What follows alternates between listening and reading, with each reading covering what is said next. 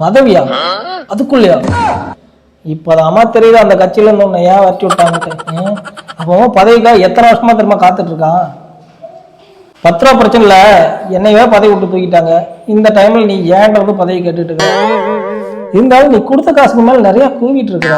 உனக்கு ஏதாவது பண்ணியே ஆகணுமா? என்ன பண்ணலாம்?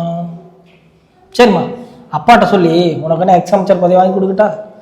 சார் எனக்கு இன்னும் பதவியே கொடுக்கல, எப்படி சார் எக்ஸாமிச்சர் பதவியாக்க முடியும்? எக்ஸாமிச்சர்னா நீ நினைக்கிற மாதிரி முன்னாள் அமைச்சர் அர்த்தம் கிடையாது. எக்ஸ்னா ட்விட்டர், சரியா? ட்விட்டருங்கிறது உனக்கு புதுசு இல்லை, ஆல்ரெடி நீ பண்ணிட்டு இருக்க வேலை தான்.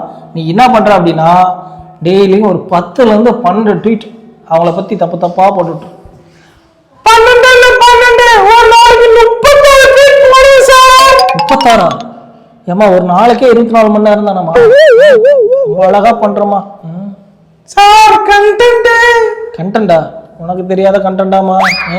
சரி சொல்றேன். இதுக்கு முன்னாடி நம்மளை பத்தி என்னென்ன தப்புன்னு போட்டியோ அதெல்லாம் அப்படிலாம் கிடையாது, நாங்க பண்ணது சரி அப்படின்னு மாத்தி போடு. அதே மாதிரி அங்க இருக்கும்போது அங்க என்னென்ன சரின்னு சொல்லியிருந்தியோ அதெல்லாம் அப்படிலாம் கிடையாது, அது தப்பு அப்படிங்கிற மாதிரி திரும்ப மாத்தி போட்டுக்கிட்டு. இதுதான் உன்னோட வேலை. பழக்க தோசையில திரும்ப நம்மளை பத்தியே தப்பா போட்டுற மாட்டியே. சார் என் பெர்ஃபார்மன்ஸ் மட்டும் பாருங்க. சந்தோஷமா? ஐயோ எக்ஸாமிச்சர் பதவி கிடைச்சாச்சு. ரொம்ப பெருமையா இருக்கு.